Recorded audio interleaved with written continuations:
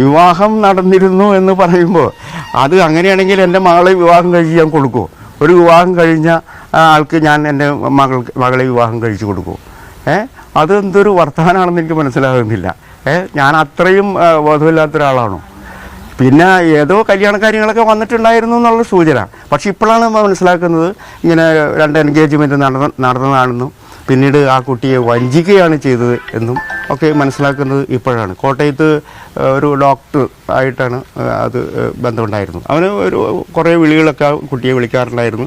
ഇപ്പോൾ ഞാൻ കേട്ടതെന്ന് വെച്ചാൽ ഈ കുട്ടിയുടെ അച്ഛന് കേസുമായിട്ട് മുന്നോട്ട് പോകാൻ തീരുമാനിച്ചിട്ടുണ്ട് എന്നാണ് നമ്മൾ ഈ വാർത്തയും കൂടി വന്ന് അതിൻ്റെ അടിസ്ഥാനം. വിവാഹം കഴിഞ്ഞ കാര്യം അറിയില്ലായിരുന്നു? എനിക്കറിയില്ലായിരുന്നു. വിവാഹം കഴിഞ്ഞതാണെന്ന് പറഞ്ഞാൽ ഞാനതിന് തയ്യാറാവില്ല, ഒരു പിതാവും തയ്യാറാവില്ല.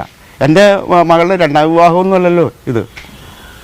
ആണ് 26 വയസ്സായ കുട്ടി, ജോലിയുണ്ട്, എംടെക് കഴിഞ്ഞ കുട്ടി. ആ കുട്ടിയെ ഞാൻ 2ാം വിവാഹത്തിന് വിവാഹം കഴിച്ചൊരാൾക്ക് വിവാഹം കഴിച്ചു കൊടുക്കും. വിവാഹാലോചനകൾ വന്നിരുന്നു എന്നുള്ള കാര്യമാണ് അവർ പറഞ്ഞിരുന്നത് അല്ലേ? അത്രേ ഉള്ളൂ. അതായത് ഒരു കാര്യം ഇങ്ങനെ വന്നിരുന്നു, അത് പിന്നെ ഞാൻ വേണ്ടെന്ന്, അയാൾ വേണ്ടെന്ന് വെച്ചൊന്നു.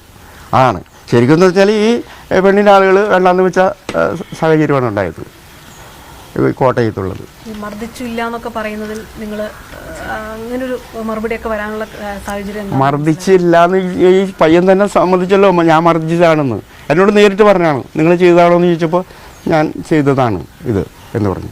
അത് പോലീസിലും പറഞ്ഞിട്ടുണ്ടെന്നാണ് ഞാൻ മനസ്സിലാക്കുന്നത്, പന്തീരാങ്കോവ് പോലീസിൽ. പിന്നെ അവളുടെ ശരീരത്തിലുണ്ടായിരുന്ന ഈ പാടുകളൊക്കെ എങ്ങനെ സൃഷ്ടിക്കപ്പെട്ടു? അതായത് ഈ ഇതിൻ്റെ ചാർജറിൻ്റെ വയറിട്ട് വലിച്ചതിൻ്റെ പാടുകൾ കഴുത്തിലുണ്ട്. പിന്നെ നെറ്റിയിൽ വലിയ മുഴയായിരുന്നു. മൂക്കിൽ നിന്ന് ബ്ലഡ് വന്നതിൻ്റെ ഉണങ്ങിയ പാടുകളുണ്ടായിരുന്നു. ചെവിയിൽ ചോരപ്പാടുകളുണ്ടായിരുന്നു. ഇതെങ്ങനെ സൃഷ്ടിക്കപ്പെട്ടു? താനെ സൃഷ്ടിക്കപ്പെട്ടു. അപ്പോൾ അമ്മ അങ്ങനെ പറയുന്നത് പച്ചക്കള്ളമാണ്. മകനെ സംരക്ഷിക്കാൻ വേണ്ടി മാത്രം അവർ എടുക്കുന്ന അടവാണിത്.